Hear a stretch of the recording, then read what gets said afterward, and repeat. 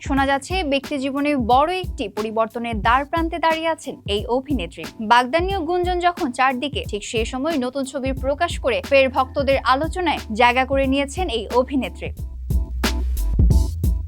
সম্প্রতি নিজের ফেসবুক পেজে একগুচ্ছ নতুন ছবি শেয়ার করেছেন পূজা চেরি। সাদা রঙের উপর সবুজ ও নীল প্রিন্টের সালোয়ার কামিজের প্রকৃতির মাঝে খোলা চুলে মিষ্টি হাসিতে ধরা দিয়েছেন তিনি। ছবির ক্যাপশনে লিখেছেন, becoming a better version of myself, one smile at a time. অর্থাৎ প্রতিটি হাসির মধ্য দিয়ে নিজেকে আরো ভালোভাবে গড়ে তুলেছেন তিনি। ছবিগুলোর প্রকাশের কয়েক মিনিটের মধ্যে হাজার হাজার প্রতিক্রিয়া জমা পড়ে।